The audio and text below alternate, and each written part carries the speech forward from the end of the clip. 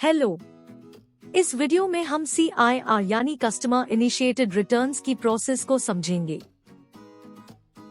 एक कस्टमर कई रीजंस की वजह से पैकेज को रिटर्न कर सकता है, जैसे साइज या फिटिंग में कमी, गलत आइटम रिसीव होना, खराब कंडीशन में आइटम रिसीव होना आदि।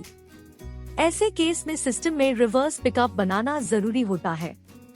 आइए समझते हैं इस प्रोसेस में वेयरहाउस में होता क्या है।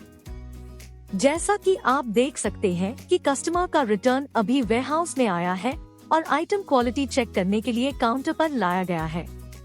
एक बार क्वालिटी चेक पूरी हो जाने के बाद सेलर कस्टमर की रिक्वायरमेंट के आधार पर एक्शन लेगा।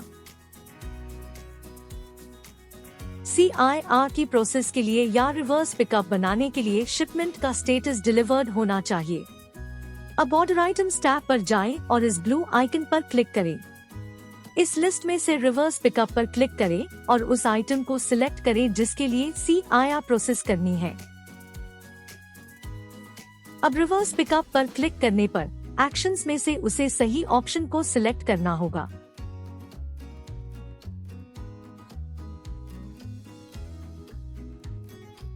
Replace immediately and expect return.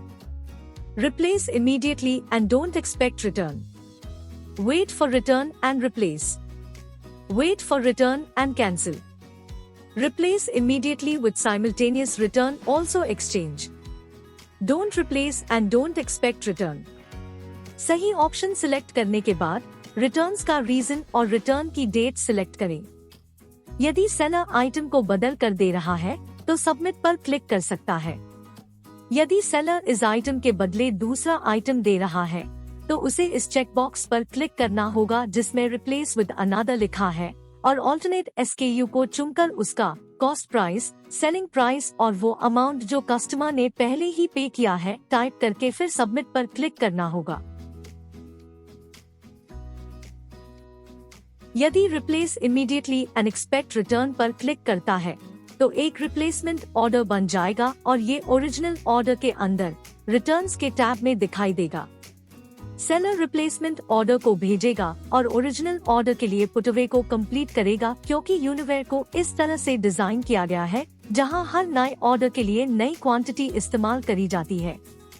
इस केस में सेलर को ऑटो पुटअवे का ऑप्शन मिलेगा, जिसके लिए ऑर्डर में रिटर्न्स पर जाकर टिक मार्क पर क्लिक करेगा, यानी उसे पूरी पुटअवे प्रोसेस को दोबारा करने की जरूरत नहीं होगी।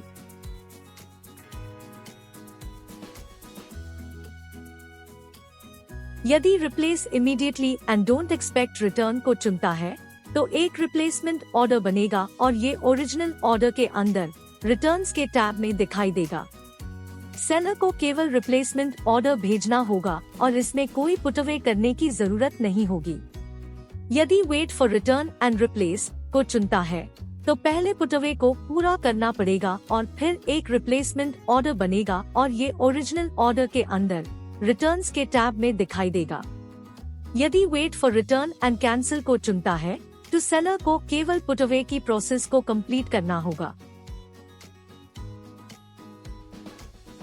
Replace immediately with simultaneous return को सिलेक्ट करने पर ओरिजिनल ऑर्डर के अंदर रिटर्न्स टैब में एक रिप्लेसमेंट ऑर्डर बनेगा और सबसे पहले सेलर को इस रिप्लेसमेंट ऑर्डर को भेजना होगा। उसके बाद ही वे ओरिजिनल ऑर्डर के लिए पुटअवे को कंप्लीट कर पाएगा।